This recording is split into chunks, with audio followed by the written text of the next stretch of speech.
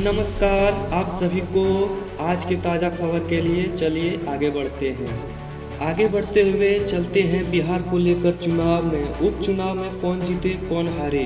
नमस्कार, आज बात करेंगे बिहार की राजनीति में तेजी से चर्चा में आई जन सुराज पार्टी। जन सुराज पार्टी की स्थापना प्रशांत किशोर ने 2 अक्टूबर 2024 को की थी। इससे पहले उन्होंने 2022 में जन सुराज अभियान शुरू किया था और बिहार के हजारों गांव की पदयात्रा कर लोगों से संवाद किया। बांकीपुर विधानसभा चुनाव में पार्टी के संस्थापक प्रशांत किशोर ने चुनाव लड़ा और जीत दर्ज की। इससे जन सुराज के लिए एक बड़ी राजनीतिक सफलता माना जाता है। बिहार के बांकीपुर विधानसभा उपचुनाव में जन सुराज पार्टी ने संस्थापक प्रशांत किशोर ने बीजेपी उम्मीदवार को लगभग 19,000 वोटों से हराकर जीत दर्ज की। यह सीट करीब 3 दशक से बीजेपी का मजबूत गढ़ माना जाता था।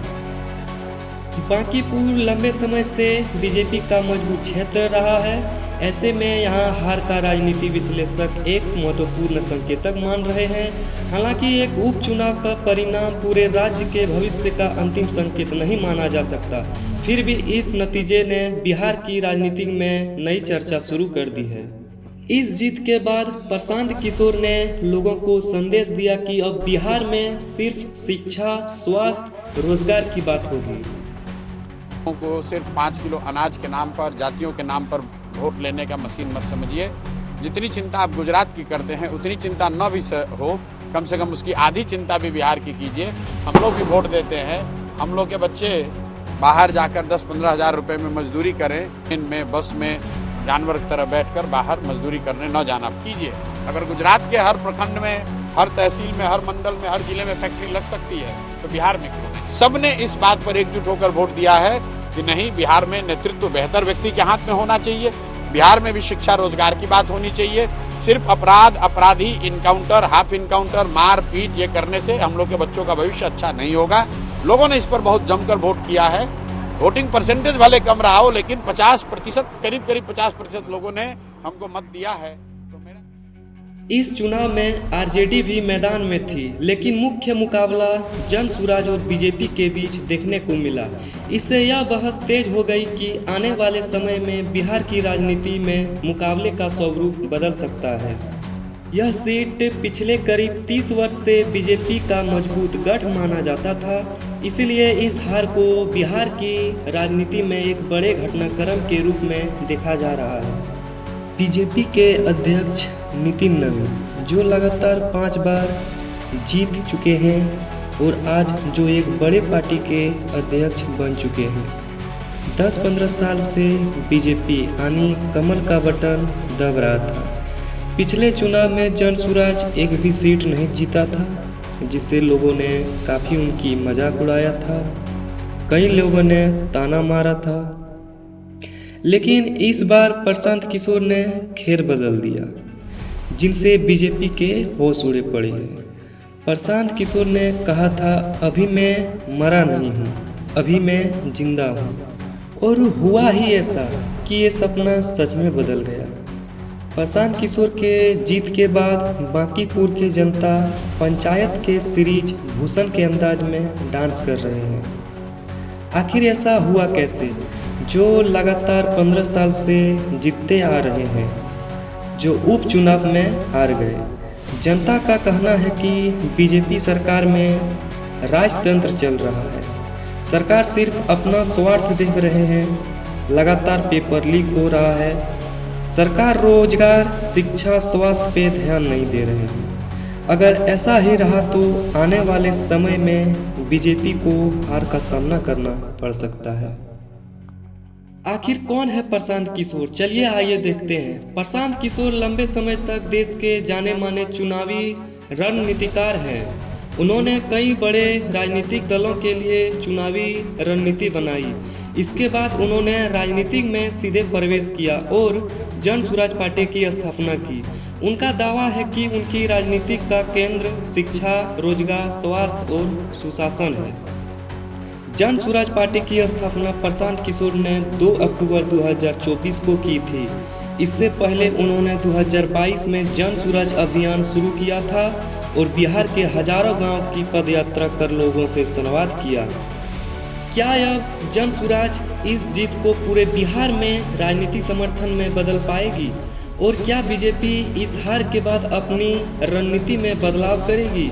इन सवालों के जवाब आने वाले चुनाव में मिलेंगे। बांकीपुर उपचुनाव का परिणाम सिर्फ एक सीट का नतीजा नहीं बल्कि बिहार की बदलती राजनीति का संकेत माना जा रहा।